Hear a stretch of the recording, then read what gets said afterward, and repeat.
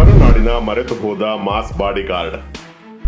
ಭಾಷೆಗಾಗಿ ಪ್ರಾಣ ಬಿಟ್ಟ ಏಕೈಕ ರಿಯಲ್ ಹೀರೋ ಪೈಲ್ವಾನ್ Ramzan Sab.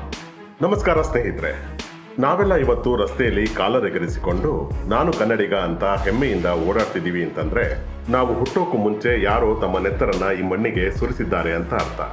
Super man, bat man, spider man ಇವೆಲ್ಲ ಕೇವಲ ಕಾಲ್ಪನಿಕ ಕಥೆಗಳು. ಆದರೆ ನಮ್ಮದೇ ಕರುನಾಡಿನಲ್ಲಿ ಒಬ್ಬ ರಿಯಲ್ ಲೈಫ್ ಸೂಪರ್ ಹೀರೋ ಇದ್ದ.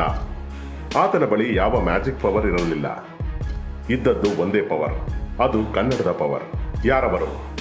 ಕೇವಲ 4ನೇ ಕ್ಲಾಸಿಗೆ ಶಾಲೆ ಬಿಟ್ಟ ಆ ಯುವಕ ಇಡೀ ಬ್ರಿಟಿಷ್ ಸರ್ಕಾರವೇ ಬೆಚ್ಚಿ ಬೀಳುವಂತೆ 1400 ಯುವಕರ ಸೈನ್ಯ ಕಟ್ಟಿದ್ದು ಹೇಗೆ?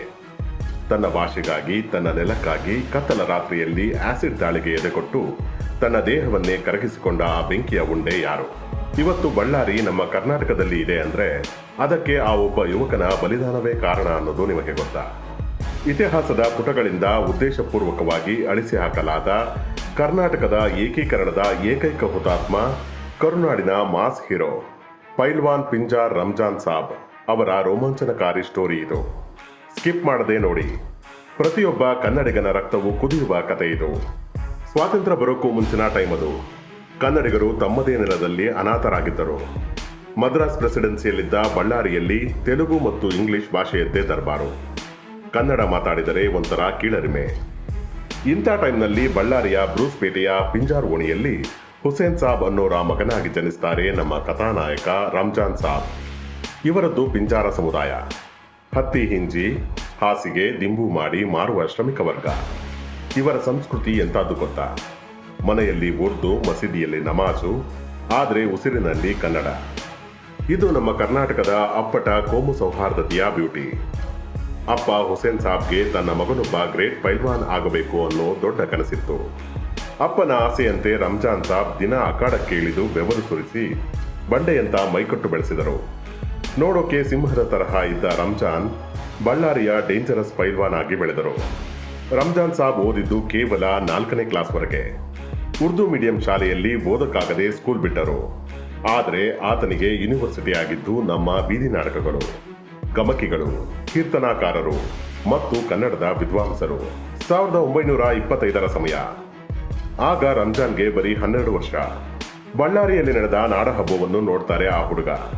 ಕನ್ನಡದ ಬಾವುಟ, ಆ ನಾಡು ನುಡಿಯ ಪ್ರೇಮ, ಆ ಚಿಕ್ಕ ವಯಸ್ಸಿನಲ್ಲೇ ರಂಜಾನ್ ತಲೆಯಲ್ಲಿ ಕನ್ನಡ ಅನ್ನೋದು ಹುಚ್ಚಾಗಿ ರಕ್ತದಲ್ಲಿ ಬೆರೆತು ಹೋಯಿತು.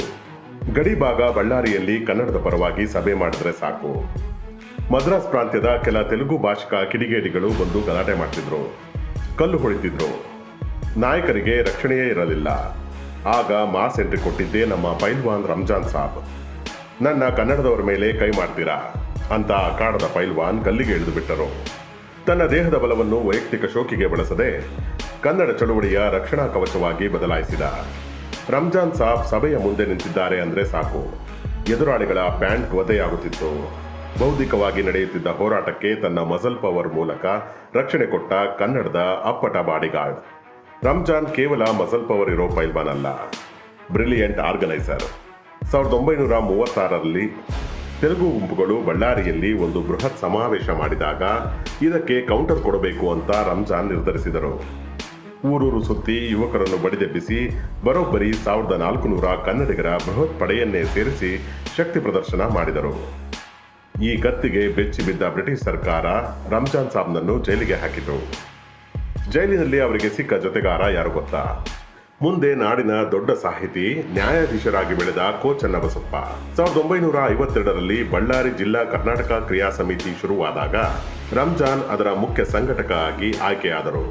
ವಾಟ್ಸ್ಆ್ಯಪ್, ಇಂಟರ್ನೆಟ್ ಇಲ್ಲದ ಆ ಕಾಲದಲ್ಲಿ ಬಳ್ಳಾರಿ ಕರ್ನಾಟಕದಲ್ಲೇ ಉಳಿಬೇಕು ಅಂತ ಹಳ್ಳಿ ಸುತ್ತಿ 1 ಲಕ್ಷಕ್ಕೂ ಹೆಚ್ಚು ಜನರ ಸಹಿ ಸಂಗ್ರಹ ಮಾಡಿದ ಭಗೀರಥ ನಮ್ಮ ರಂಜಾನ್ ಸಾಬ್. ಹೋರಾಟಕ್ಕೆ ಜಯ ಸಿಕ್ಕಿತು.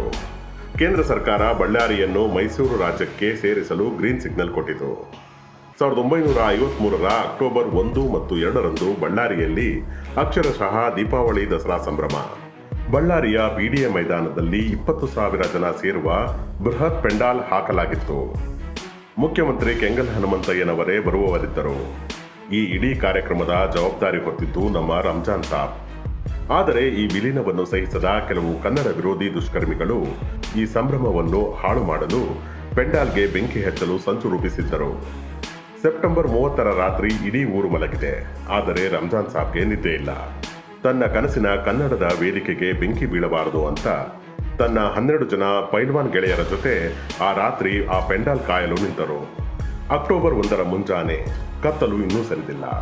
ಪೆಂಡಾಲ್ ನಾಶ ಮಾಡಲು ಕದ್ದು ಮುಚ್ಚಿ ಬಂದ ಹೇಡಿಗಳ ಗುಂಪನ್ನು ರಂಜಾನ್ ಸಾಬ್ ಅಡ್ಡಗಟ್ಟಿದರು. ಆ ಪೈಲ್ವಾನ್ನನ್ನು ಮುಖಾಮುಖಿ ಎದುರಿಸುವ ತಾಕತ್ತು ಆ ನಾಮರ್ದರಿಗೆ ಇರಲಿಲ್ಲ. ಆಗ ಅವರು ಮಾಡಿದ್ದೇನು ಗೊತ್ತಾ?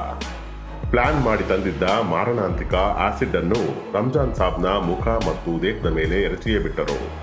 ಆಸಿಡ್ನ ಉರಿಗೆ ಆ ಬಲಶಾಲಿ ದೇಹ ಸುಟ್ಟು ಕರಕಲಾಯಿತು. ಪ್ರಾಣ ಹಿಂಡುವ ನೋವಿನಲ್ಲೂ ಆತ ಆ ದುಷ್ಕರ್ಮಿಗಳನ್ನು ಓಡಿಸಿದರು. ಆಸ್ಪತ್ರೆಗೆ ಸೇರಿಸಿದರೂ ವೈದ್ಯಕೀಯ ಸೌಲಭ್ಯಗಳ ಕೊರತೆಯಿಂದಾಗಿ ಇಡೀ ಕರ್ನಾಟಕ ವಿಜಯೋತ್ಸವ ಆಚರಿಸುತ್ತಿದ್ದ ಅಕ್ಟೋಬರ್ 2ರಂದು ತನ್ನ 40ನೇ ವಯಸ್ಸಿನಲ್ಲಿ ಆ ವೀರ ಯೋಧನ ಪ್ರಾಣ ಕನ್ನಡಕ್ಕಾಗಿ ಹಾರಿಬಿಟ್ಟಿತು. ಅವರ ಸಾವು ಸಮಸ್ತ ಕನ್ನಡಿಗರ ಪಾಲಿಗೆ ಅಕ್ಷರಶಃ ಕರಾಳ ದಿನವಾಗಿತ್ತು ಅಂತ ಲೇಖಕ DS ಚೌಗುಳೆ ಕಂಬನಿ ಮಿಡಿಯುತ್ತಾರೆ. ಕರುನಾಡಿನ ನಕ್ಷೆಗೀಚಿದ್ದು ಪೆನ್ನಿನ ಶಾಯಿಯಿಂದಲ್ಲ, ರಂಜಾನ್ ಸಾಬ್ನ ಸುಡುವ ರಕ್ತದಿಂದ. ಒಬ್ಬ 40 ವರ್ಷದ ಯುವಕ ತನಗೆ ಸಂಬಂಧವೇ ಇಲ್ಲದಿದ್ದರೂ ಕೇವಲ ತನ್ನ ಮಣ್ಣಿನ ಭಾಷೆಗಾಗಿ ಪ್ರಾಣ ಕೊಟ್ಟ. ಆದರೆ ನಾವು, ನಮ್ಮ ಇತಿಹಾಸ, ನಮ್ಮ ಸರ್ಕಾರಗಳು ಅವರಿಗೆ ಕೊಟ್ಟಿದ್ದೇನು? ಬರೀ ಶೂನ್ಯ. ರಂಜಾನ್ ಸಾಬ್ ಜೊತೆ ಜೈಲಿನಲ್ಲಿದ್ದ ಕೋ ಚನ್ನಬಸಪ್ಪನವರು ಯಾವ BDA ಮೈದಾನದಲ್ಲಿ ರಂಜಾನ್ನ ಹತ್ಯೆ ಆಯಿತೋ ಅಲ್ಲಿ ಅವರದೊಂದು ಪ್ರತಿಮೆ ಕಟ್ಟಿ, ನಾನೇ ನನ್ನ ಸ್ವಂತ ದುಡ್ಡಿಂದ 1 ಲಕ್ಷ ರೂಪಾಯಿ ಕೊಡ್ತೀನಿ ಅಂತ ಸರ್ಕಾರಕ್ಕೆ ಗೋಗರೆದರು. ದಶಕಗಳು ಕಳೆದರೂ ಯಾವ ಸರ್ಕಾರಕ್ಕೂ ಆ ಪುತ್ಥಳಿ ನಿಲ್ಲಿಸುವ ಯೋಗ್ಯತೆ ಮತ್ತು ಮನಸ್ಸು ಬರಲಿಲ್ಲ. ಇವತ್ತು ಸಿದ್ದರಾಮ ಕಲ್ಮಠ ಅವರಂಥ ಲೇಖಕರು ಪೈಲ್ವಾನ್ ಪಿಂಜಾರ್ ರಂಜಾನ್ ಸಾಬ್ ಅಂತ ಪುಸ್ತಕ ಬರೆದು ಈ ಹಿಸ್ಟರಿಯನ್ನು ಅಗೆದು ತೆಗೆದಿದ್ದಾರೆ. ಪ್ರತಿ ವರ್ಷ ನವೆಂಬರ್ 1 ಬಳ್ಳಾರಿಯ ಸ್ಮಶಾನದಲ್ಲಿರುವ ಆತನ ಸಮಾಧಿ ಮುಂದೆ ಕೆಲವು ಯುವಕರು ಹೋಗಿ ಕನ್ನಡದ ಬಾವುಟ ಹಾರಿಸ್ತಾರೆ. ಯುವಜನರೇ, ಭಾಷೆ, ಧರ್ಮ, ಜಾತಿ ಅಂತ ಹೊಡೆದಾಡುವ ಇಂದಿನ ಸಮಾಜಕ್ಕೆ ರಂಜಾನ್ ಸಾಬ್ ಅತಿದೊಡ್ಡ ಪಾಠ.